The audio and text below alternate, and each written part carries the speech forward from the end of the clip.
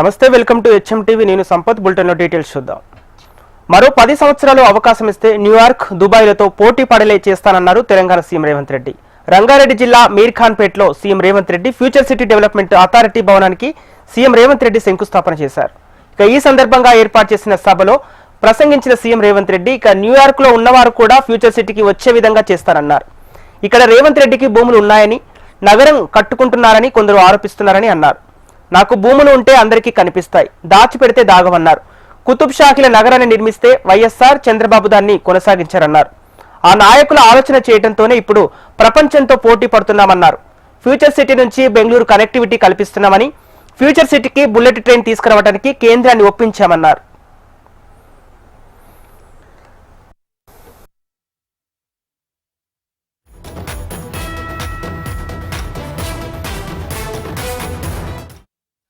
కుట్రలు కుతంత్రాలు చేస్తున్నారు, నోటికొచ్చింది మాట్లాడుతున్నారు. చెయ్యకూడని రాద్ధాంతం చేయడమే కాదు, ఎన్నో రకాల ఆరోపణలు చేస్తున్నారు.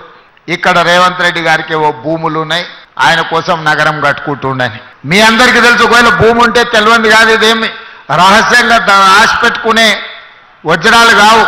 ఎక్కడో లాకర్లో పెట్టుకొని భూమి ఉంటే భూమి మీదనే ఉంటుంది, భూమి ఉంటే దానికి రెవెన్యూ రికార్డు ఉంటుంది. డాక్టర్ వైఎస్ రాజశేఖర రెడ్డి గారు మాకెందుకులే, మేము ఉన్నప్పుడు ఏదో కాలం గడిపేస్తే చాలు అనుకొని ఉంటే ఇవాళ సైబరాబాద్ వచ్చి ఉండేది కాదు, హైటెక్ సిటీ కట్టి ఉండేవాళ్ళు కాదు, ఔటర్ రింగ్ రోడ్ ఈరోజు మన కళ్ళ ముందల ఉండేది కాదు. ఈరోజు శంషాబాద్లో అంతర్జాతీయ ఎయిర్పోర్ట్ ప్రపంచంలోనే వన్ ఆఫ్ ద బెస్ట్ ఎయిర్పోర్ట్గా గుర్తింపు పొందింది అని అంటే ఆనాడు ఆ నాయకులు కూడా ఒక ఆలోచన చేయబట్టే ఈరోజు ఫార్మాలో మనం ప్రపంచాన్ని శాసిస్తున్నాం, ఐటీ రంగంలో ప్రపంచంతో పోటీ పడుతున్నాం. సిలికాన్ వ్యాలీలో ఈరోజు మన పిల్లలు గొప్ప గొప్ప పొజిషన్లో ఉన్నారు అని అంటే ఆనాటి నాయకులు ఒక ప్రణాళికబద్ధమైన ఆలోచన చేసిండ్రు కాబట్టి ఈరోజు ప్రపంచంతో పోటీ పడగలుగుతారు.